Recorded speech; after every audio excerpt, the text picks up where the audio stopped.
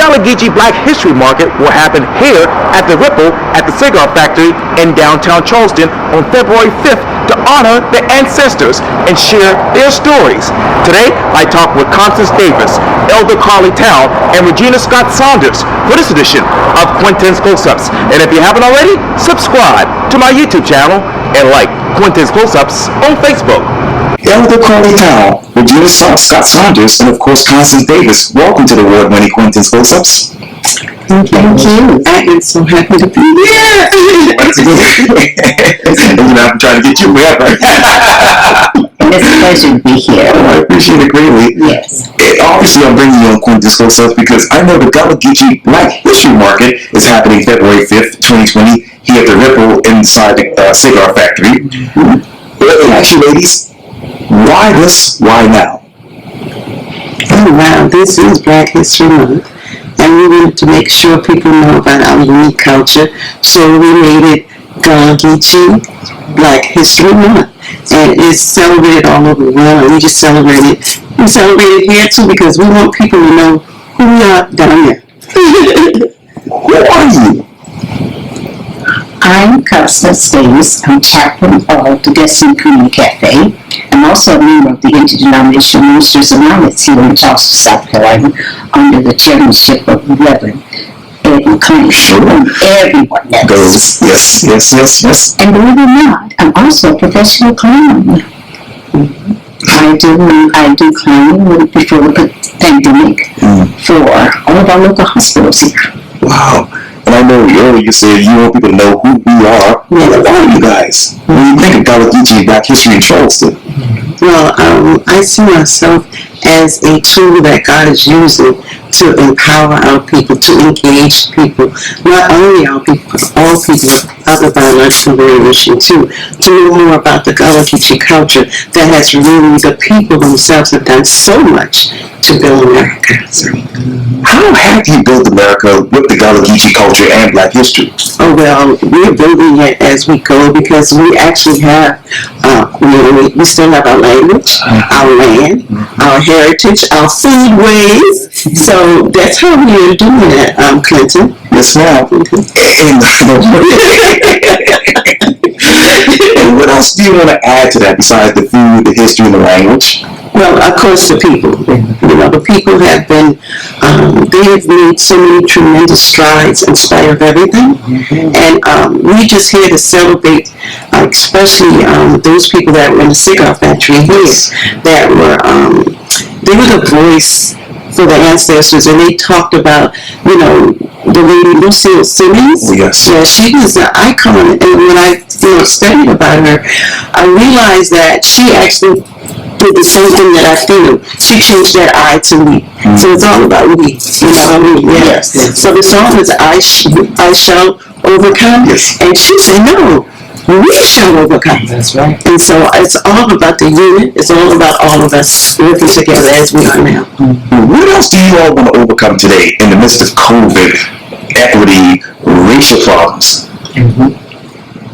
Gun violence. I don't know what we can do to make a difference, but to do whatever we can to cut down on gun violence in our cities. I don't know where we start, where we should start. The laws aren't doing anything, and they're not making a difference. But I would just love to see something change as far as gun violence is concerned. What difference are we looking at right now? The laws are not really effective as far as I'm concerned. The laws are not making a difference as far as as far as I see. Okay. I'm going to give you an example of something that happened with gun violence to one of my dear friends, if we have the time. Sure. She only had one daughter. The daughter was raped in college. When she shared with her mother, she says, Mom, I'm going to go ahead and finish college. But this affected her so desperately mentally that she walked into a gun store.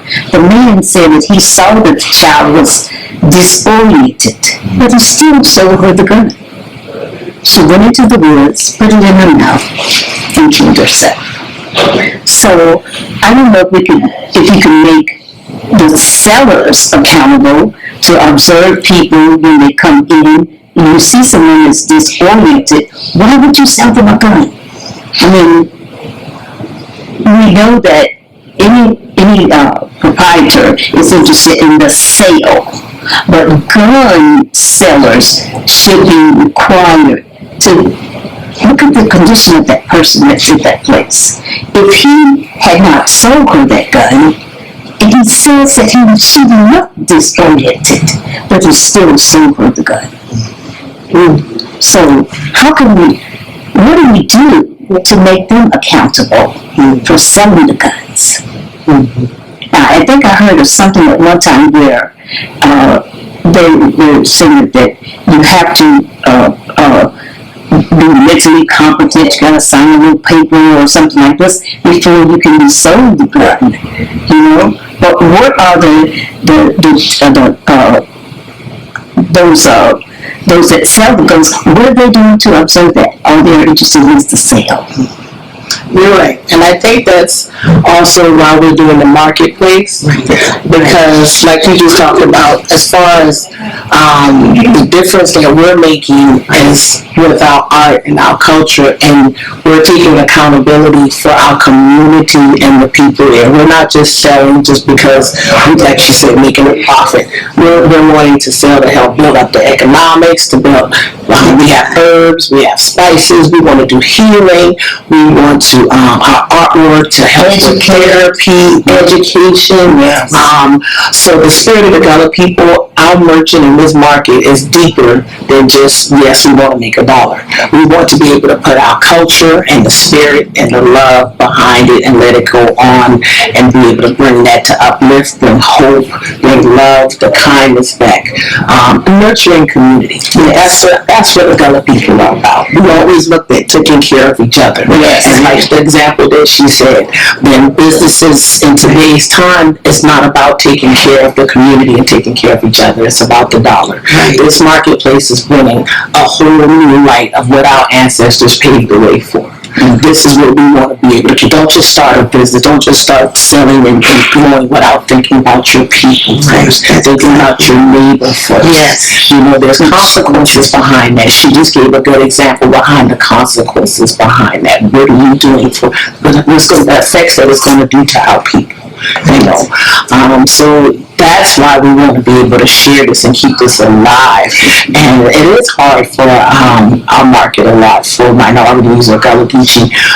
We want to give that space. We've been in the open market out in the hot sun with no climate control for hundreds of years. You know, we've been there. They looked at us and used us as the product. Yes. You know, yes. But here it is. We're bringing this indoors in a wonderful building that has so much history, so much culture.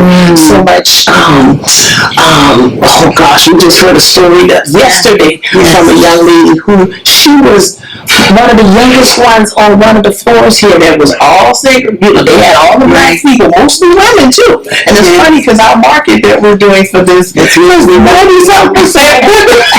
I say, Sis Carlie, oh gosh, you notice that we mostly women at this market. Exactly. And it's so, you know, it's in our ministry destiny, I believe we're destined to do this today. Everything's been falling right in place with the market. The lady who said she was one of the youngest ones that worked here with her mother. Her mother rolled the cigars. Right. And she said it was precise and they had to be on T. But you know what her daughter job was? She was the inspector. Yes. She had to go behind the adults and inspect it. The work that they did. But she said one thing that really just stuck with her all her life is how she watched all these women, and these were Gullah Geechee women. That's right. How they worked despite all of any differences that they had. They got in there and they worked together in unison. They didn't have no strife. They didn't have any kind of ill will with each other. And they came to work, and she said when they left with pride. Right. Exactly. And I believe this is an example of that. Yes, you know, I have the Gullah Geechee Indian Network, and I'm also Minister of Information for the Gullah Geechee Indian Underschool Quit. Right. So I am so happy to be among these women because I know the spirit of all the women that work in the Cigar Factory is now here. Yes. You know, this is for Black History Month. This is Black health and wellness month. So that is so important because this is all of this that we're doing is part of the wellness. It's part of the healing. It's part of, working together and understanding, like you said earlier, that we can have differences, but we got to come back together and make sure that we work as a unit because that's what it's about. It ain't about me. It's about you. Exactly. And education is very important. Exactly. We want our children, African American children, to be black and proud again. And I believe that the only way we can be black and proud again is to learn their history. Here's the cigar factory right here in the heart of Charleston. So rich with so much history that our children don't know about. And we say we, they can be black and proud. That's right. And it's very, very divine order because this building is was part of the Cigar Factory, and we are here at Ripple, and the proprietors, the people that invited us, have the same spirit. When you walk in Ripple, you feel like, hey, this is it. So it's a spirit that our ancestors had left for us, and you know what? It's going to always be this way as long as we have our minds in the right space, and I believe that we are. I'm just so excited. I'm really excited because this is something that I've been doing like all my life out of those spaces, out of the house. But now we have an opportunity to expand. And I was asking God. I said, Lord, when are you going to do this expand the territory? I thought I was going to Africa. I thought I was going back. Yes. How do you expand the young kids' territory on health and wellness and education? Yeah. Well, we have some young people. I've been working with young people since I started the Gullah History Network. That's the idea. When she spoke about gun violence, tears was coming out because my son was killed by gun violence. But I took that energy, and I know he's walking with me now and use it for the community. So I promised myself that every person, especially young people, especially young men, that I would do my best to help them, to empower and to engage them and let them know you have a powerful culture. If you just sit down, meditate, pray, you will get where you need to go and stay focused. Because, in our early days when we first started the Gullah Education, we actually went to prison. We went to prison. And when we were in there were so many guys there that received us because we was telling them, you're Geechee, you're Gullah Geechee. What? Yeah, you're Gullah Geechee. So they were very, very proud. So that's one of the things that I know that we can continue to do, especially Chaplain. I know she's still doing that. Empowering those people that, sometimes we all need some empowerment. Yes, we do. And I believe that it's one thing that everyone can do. And that's mental. Mental. And teach our children.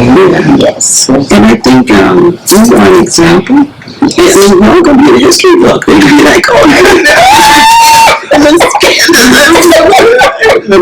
one of the youngest business vendors that's going to be here at the market mentored under Carlie. She started since she was a baby. She was a baby almost. Yeah, and her mom is like my adopted daughter, but her mom's doing a great job in Anastasia Kitchen. She's doing a great job, and her sister is a doctor, and she comes and she put her hands right there to help us make things happen. So we're gonna have them, and we're gonna have some plates, right? And Regina's doing the demo, right? Yeah, cooking demo on grits. I'll cook grits. And we got an awesome baby entrepreneur. Yeah, that's what I'm talking about. She's a business owner now. She just got her business license. She's 8. Same age. I think she's 8. She's 8 years old. She's the youngest one that's going to be here. And where are you guys emotional with that? Being that you're seeing these baby entrepreneurs at 7, 8 years old being what the ancestors wanted to be. Where do we repeat that for me? Where are you emotional with that? Emotionally, I am always happy. I'm happy because I say now I can, feel good that when 100 years or 50, 30 years from now, there's somebody that's going to be holding that mantle, and that's what we're here for, to pass it down to the next generation. So I'm very happy. I'm overwhelmed because when other children see a little one that has her own business and say, they can do that too. Yeah, that's exactly inspiration for the younger. Exactly, because when I was coming up, that's basically how I got my inspiration. It's from the elders in my community. And they would tell you, you're going to do this, girl. You're going to do that. And so now to see that I could pass on some stuff, say, hey, I see something in you. You know, so, exactly. Yes. Where is that mantle for economic empowerment in the Black community? It's within us. We got everything we need. God gave it to us.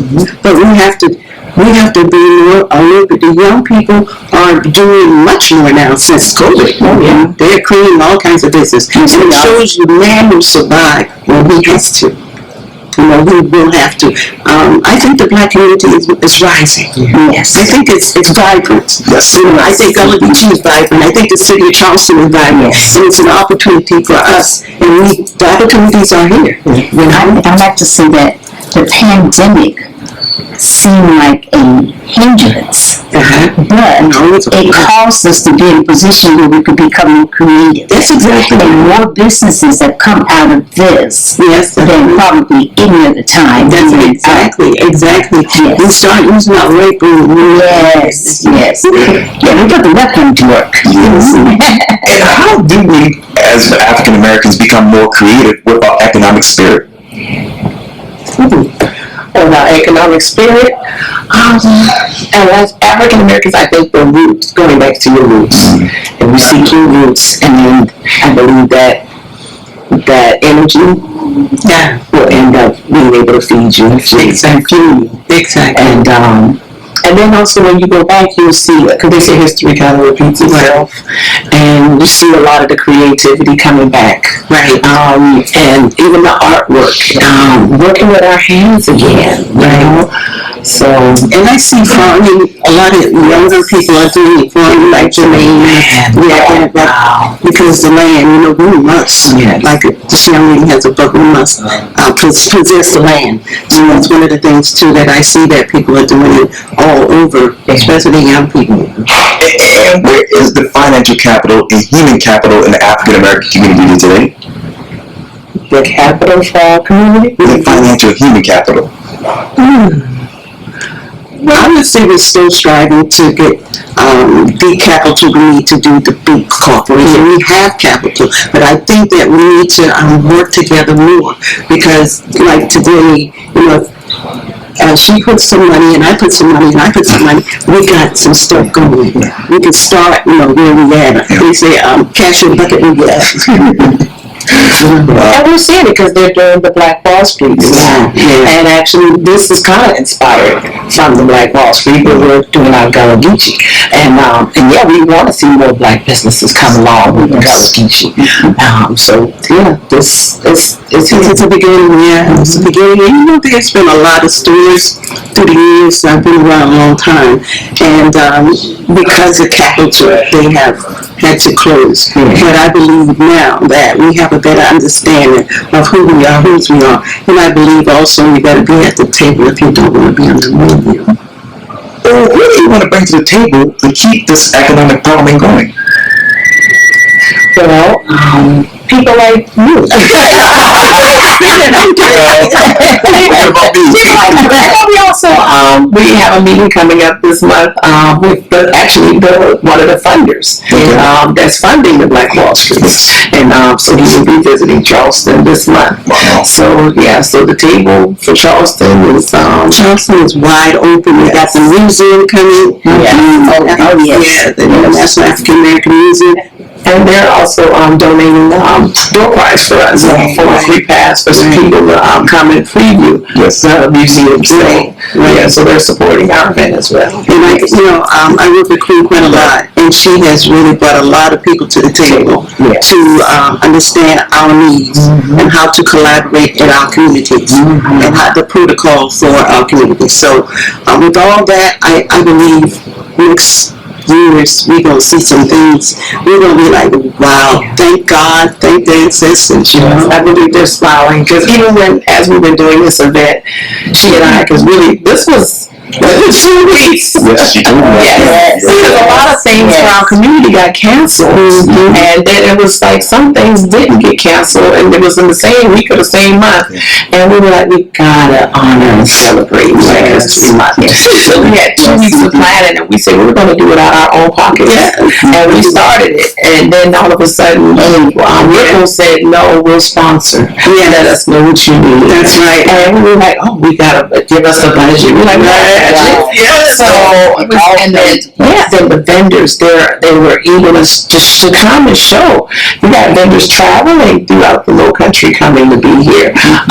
You want to name some of the people? Oh yeah, we have Anastasia Ketchner and her daughter Ariel and her sister Devon. They're coming from Jacksonville. They always come to everything, and so I'm really happy about that. And we also have Georgia Nubia. She's a poet, and she empowers a lot with her poetry. We also, my sister's a poet, and I'm so happy about that. We also have who else, Ragina? Oh gosh, I'm just Quadre. Quadre's gonna be here. Yeah, he's gonna have Quadre's gonna be here. So it's a lot more people, and I'm just And then we have people who are moving after American or Gullah. Definitely. Door prizes. We got $100 gift card for the oyster place next door. Fleet Feet Shoe running company giving us a gift card for some money and some surprises. We have a lot of prizes, y'all. So please come and take these prizes because we don't want to go home with this. We want to see people get blessed with all these prizes. One day prizes. I wanted to just say that our sponsors here at Ripple, we're just so blessed to met them, and this is the first time that we were asked, how can I help? I mean, not the first time, but it's one of the times that we needed that help in the day. So I really want to, and I just want to thank everybody that made this possible. Yes. So that's making it possible. And I want to thank Ragina for listening to her spirit, first God, and the spirit of her ancestors, because when we hear something, we always talk about, I'm going to do with her, and then we never get to meet together. But this time she's like, yeah, you're going to meet me. I said, okay, Gina, I'll be there. She almost canceled on me. And I was like, no, you canceled on me. And she was like, and everything, I mean, within 24 hours. Yeah, we went to the right place. Yeah. Thank God in Jesus for that. Yes, it's gone from listen slow. Yes. Talk to me about officers' needs that need more understanding. What are the needs in the community right now, and particularly the African American community, other needs that other people need to understand about? Well, number one is a protocol when we come to our communities, especially with, a lot of times people would come to the market and they would just take pictures of people and take pictures of their items and don't cite whose stuff it is. So that's one of the protocols that are in place, that we don't go taking pictures unless you ask. That's one of them that I always thought about, and that's, that's one of the needs that we need. And of course, like you said, we're getting that table for capital and funding. Because we want to be able to see the community and the businesses be able to strive and be able to continue. And like, a lot of us know, especially here and all over, I'm hearing it more and more, the stories of people, that used to be my grandfather's store, or that used to be my great-great-grandfather, and all the stories are the taxes got too high, and they had to close down and move. And I think we only have maybe one or two African American businesses that's in the list of the tourist downtown section, and they actually, I think, had to move a couple of times. So that's one of the needs of everybody always say we need our own black bank. Economic empowerment is right. Exactly. And there are agencies in place that are teaching asset building for African Americans, economic empowerment, internship programs for our people. We just got to get that information out to them. And I agree with you on that. the tax issue that we talked about. There should be things in place for people to understand how to not have taxes as high as it is. There should be some kind of program or something that educate. We have the heirs property group, and they do educate about that. But I think in the local community, and that's what I have this house, Unitarian House, we need to be in the community and let the people know. So that's what I'm looking to do. I'm actually working with Nancy, and they have a disaster management program that we need to have in the community. And I'm one of the persons that want to make sure when something happens, you can come to Thomas House who lives down the street, because we can't wait on the government to do all this stuff. What else have the African American community done without the government?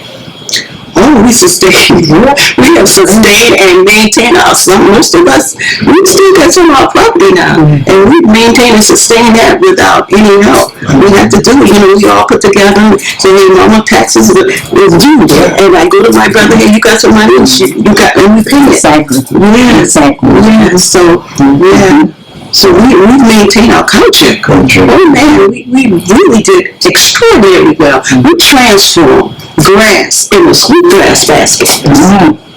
They can see that every day.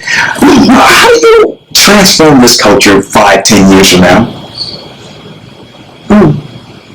Number one is through education, economics, okay?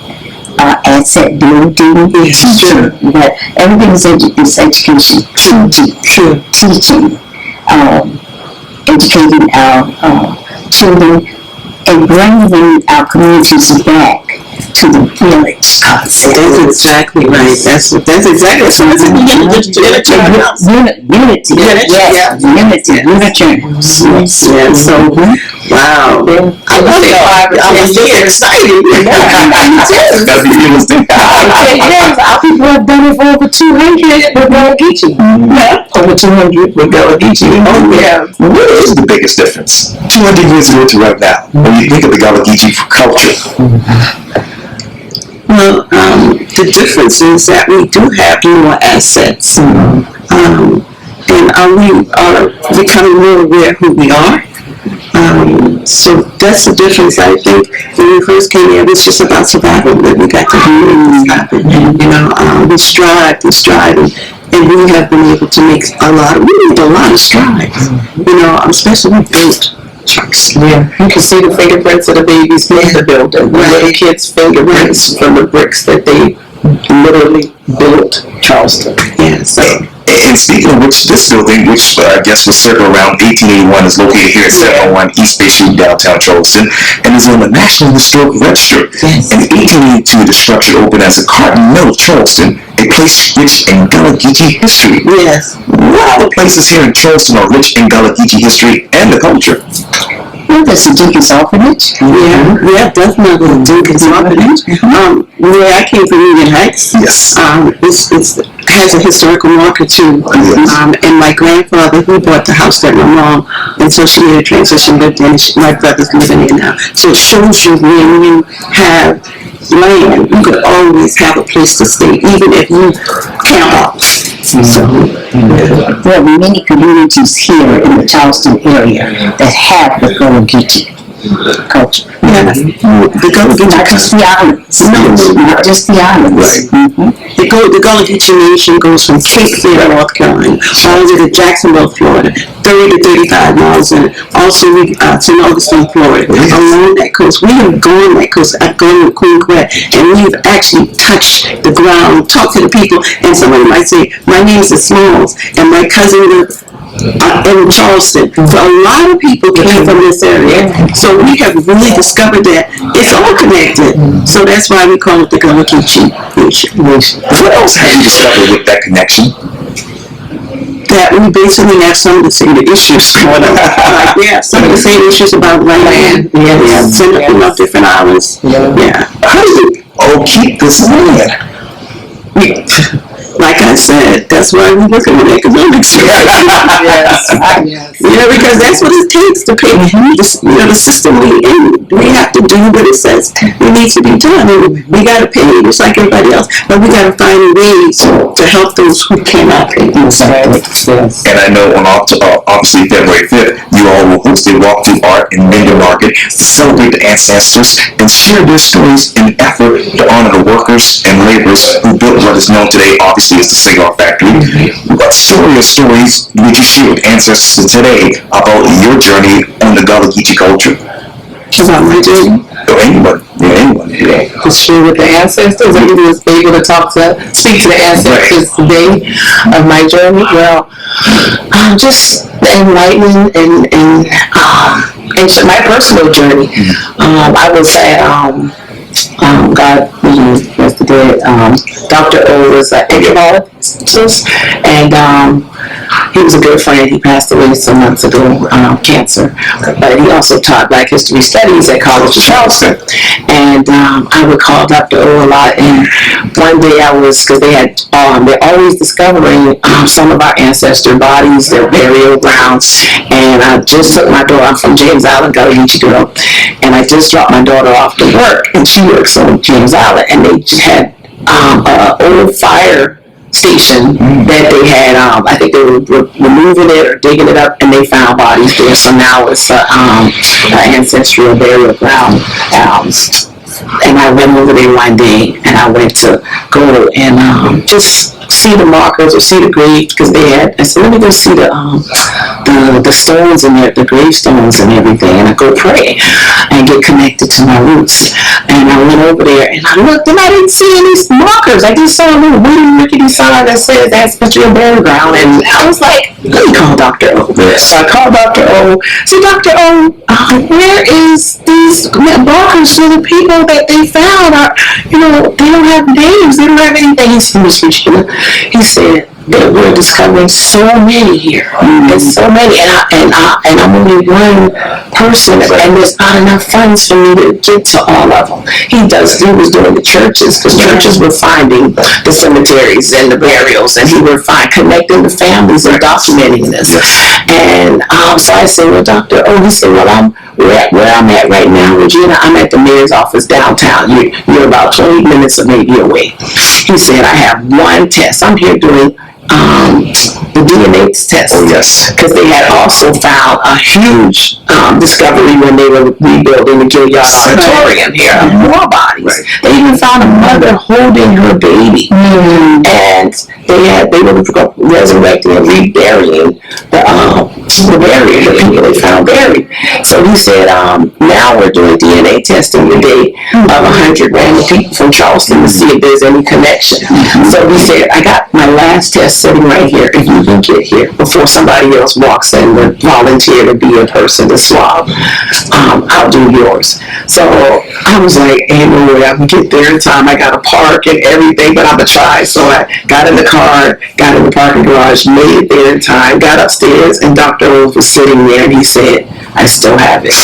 So we swabbed mine, and it took several weeks to come back. They did an unveiling in an envelope, and it was media and everything for a lot of us to see what our results were. They weren't telling us the connections of the body yet, but they were telling us our own personal. And I had never done my ancestral DNA, but I always felt a vibe and connection to Africa, just didn't know where. Right.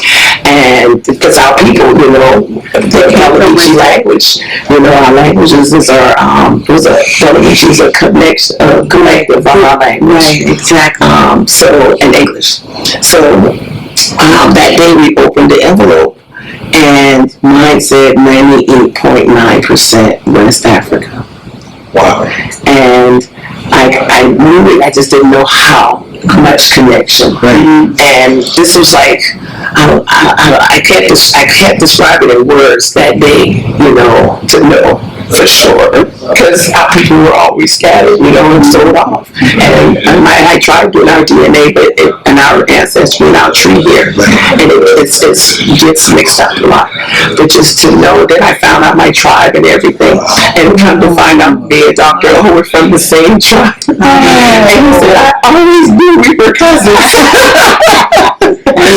So I mean, and I ended up being on the front page of the newspaper here, 98.9%. That's amazing. Yeah, was that Nigerian? So, and I've always had a desire to learn more about the Nigerian cooking. And actually, when I found it, the foods that my grandma taught me how to cook, is a lot of it is rooted through Nigerian cooking. That's remarkable. That's absolutely So you know it. This was just science proving it. It's amazing because as I sit here and I listen to you, Ragina, I was thinking about our ancestors, and I would like to tell them I'm grateful, thankful, and thank you for all you did. Thank you. It's your backs that we sit on. We stand on your backs, and I appreciate every one of you, John, all the people that September clocks, all of them, sing with them. Yes. Praise God for all of them. Thank you. I literally asked my pastor, how come there's not one Sunday a month? Just one, and we just honor our ancestors. I asked them. And we don't have to go back 10, 20 generations. You can just go back to your grandfather, your great-grandfather. Your great-grandfather, Edward Scott, your grandfather. Honor your auntie, your aunts. Well, you just confirmed something for me. I'll tell you about it later. After the ceremonies. And since we're sitting here at the Cigar Factory, ladies, how many workers were actually employed in the Cigar Factory in the 40s? I really don't know. Do you know? I don't know the number, but we're still doing research. We actually even have some interns that are college students. And this all just happened, and they're doing a huge research for us. And so far, we've got a whole ring binder of material. We have to go back. Yeah, we're going through now. Okay. Yeah. Wow. But they were mostly women. Yes, they were mostly women. That was one of the things. And when I saw, I had known about it. Yes. But it was back in my memory, and then all of a sudden it came to me like, oh, this is where our sisters were here and laboring, and being that I worked in the corporate America for 30 years, I was really attached to the fact that they worked together and they were in unison, so, and it just came us. It's just divine order. And one of the ladies is going to be joining us. She's 90-something years old, and she was a little girl. She said her father was like the Uber for the women to bring them and goods back and forth to the Cigar Factory. So she's going to share her stories as well. Yeah, and we saw a lady yesterday that her mother knew Ragina, supported her organization, and she was telling us she was the lady that Ragina was talking about that was going to protect her. She went there when she was 17 years old. She actually went to Boston High School where I went, and she said she would go there and she was amazed at what she had seen, and she was so happy to hear from us. It's like we were like, oh man, come on. Yes. And then wonderful is to hear her today that she kept a lot of those ethics and those memories and just keeping it alive. She said, I could be the kind of woman that could be, what did she describe it? She's kind of like circumstances kind of grand. She could be that way, but because of what she witnessed as a kid growing up, she's a humble person today. Yes. And what other sacrifices did those women worker and laborers need during that time here? Long work hours, low pay, and some with discrimination too, of course, during that time. Yeah. And obviously, as we recognize Black History Month, I know you obviously will honor the life of Lucille Simmons and the countless other laborers who built this particular structure. What did that structure mean to them at that time? When we were working in the Cigar Factory, I'm quite sure it meant the same thing that we're talking about today. Being able to pay taxes, or being able to take care of the family, because the women are the nurturers. So not only did they do all this work, now they had to come home and do some more work. Yes. And what does this structure mean to you all? The building where we're at. For me, I believe it just shows, like you said, the progress that we've made in our culture, in our community today, and the fact that it's still standing. We want to invite people to come. There's an energy here, and you can feel it. Yeah. The fact that the excellence in our people. Yeah. And I know Lucy will obviously transform, as you mentioned, the I to we in the song I Will Overcome by composer Charles Albert Timberley, as they went on strike and pivoted fair wages and fair treatment at the Cigar Factory during 1945 and 1946, and the journey began. What is that journey today to picket for fair wages and fair treatment at institutions here in Charleston? It's still in existence. It's a work in progress. South Carolina is still one of the lowest minimum wage paying states, and it's sad. Transportation is still really bad here. With my ministry, my outreach service, we do food ministry, because really you can't help anybody on an empty stomach. They got to take care of that first. Then we can work on the other problems. But the number one thing is transportation as well, and low pay. They say people don't want to work. We have hardworking people who want to work, but they can't even get to work. A lot of the jobs are so far out, and it's been promises that monies would come down to make express transportation systems. I talked to a lady we also feed a lot of folks from the Blind Association, the Charleston chapter. People who are really blind, or people who are not able to cook for themselves yet. But one of the ladies said, just to get to the doctor, the gentleman had to pay $179 in the Uber to get to his doctor appointment. My goodness. So it's still so much progress. People can literally sit in the house, thank God, to like some of our people like Mr. Gilliard, who's doing the air conditioning thing, because we get really hot and stuff, and people still dying in their house from heat exhaustion. But yeah, so resources and services, like she said, educating our community on what's available. A lot of us are grassroots, and we're doing as much and serving as many as we can. Yes. The need and is still there. One of our goals is to get maybe a center in the heart here in Charleston that we can all function for resources, that people have a go-to place with all of our services that'll be there. And prayerfully we have a system that we're working on for transportation to help folks that just can't afford $179 to live in. I agree. So that's wonderful. The opportunities to do good in our community are a million of them. And we have to, those people that have resources, that want to see our community strive and continue to be sustained, must put in the pot. So we got to put in the and everybody can help. Somebody can volunteer at one of our outreaches and say, I'll be the Uber to take the blind man for $179, and that's what our country did. Everybody volunteered to do something. My dad always talked about how living on James Island, at first we didn't have the bridge, and all of the kids' clothes and everything to buy was in town. So in order to get over there, you had one man that had a car. He didn't no seatbelt laws back then. Everybody was piled to get over there to get the clothes. That's what last year, probably all year. But where he grew up, if you had the pig or the cow, we did the milk, and you had the collard greens, you traded all the collard greens, and you got the sugar canes, and you got the sugar, and you got the sweet potato, and let's have a pie. And then let's have some okra soup. and that's what we come up with our culture. When people come here, they say, what's a crab crack? We do crab cracks. Everybody get around a big table and everybody eat together. And somebody's playing music, stomping their feet, clapping with the Geechee Black. And that's real important. I said the crab crack was our Facebook. Yes, the first Facebook. You sit there and you talk to them. You had this conversation about everything.